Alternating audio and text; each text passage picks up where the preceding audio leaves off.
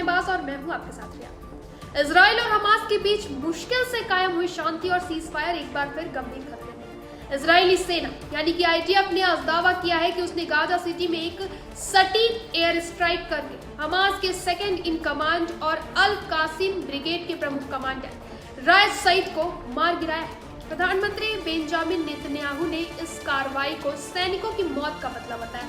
यह दावा ऐसे समय में आया है जब सीज फायर की शर्तों के बावजूद गाजा में इजरायली हमले जारी हैं। देखिए इस परिणाम को। गाजा सिटी में शनिवार को हुए हमले ने एक बार फिर तनाव बढ़ा दिया।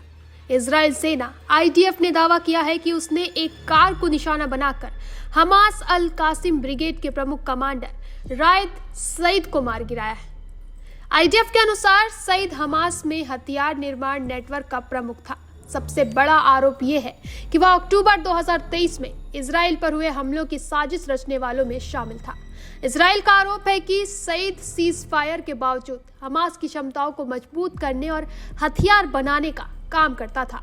सईद पिछले 2 साल से ज्यादातर समय गाजा सिटी के नीचे बनी हमास की सुरंगों में छिपा रहता था। इजरायली प्रधानमंत्री बेंजामिन नेतन्याहू ने स्पष्ट कहा है कि यह मामला सैनिकों पर हुए हमले का बदला है। इजराइल डिफेंस फोर्स ने कहा कि उन्हें रियल टाइम खुफिया जानकारी मिली थी, जिसके आधार पर तुरंत कार्रवाई की गई।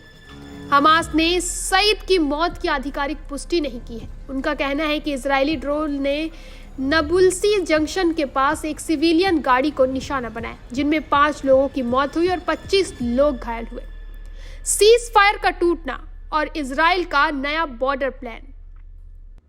यह हमला अमेरिकी मध्यस्थता में हुए सीज फायर की नाजुक शांति को गंभीर रूप से भंग करता है। गाजा प्रशासन का कहना है कि यह हमला अक्टूबर 2025 में हुए सीज फायर का सीधा उल्लंघन है। रिपोर्ट के मुताबिक सीज फायर के बाद से इजराइल ने गाजा में 800 से ज्यादा हमले किए, जिनमें कम से कम 386 लोगों की मौत हो गई है।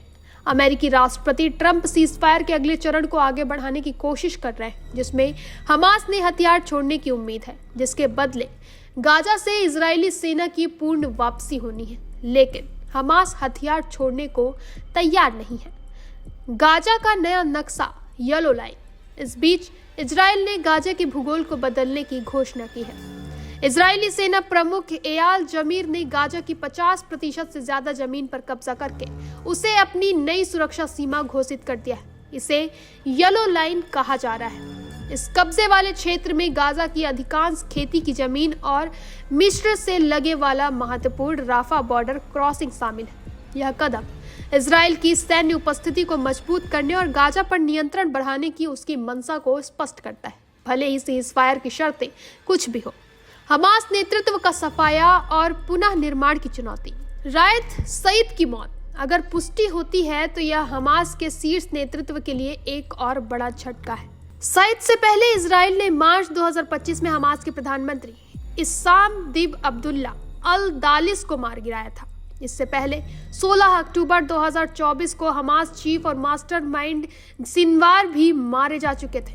शीर्ष कमांडरों के मारे जाने से हमास के संगठनात्मक और सैन्य ढांचे पर गंभीर दबाव पड़ा था।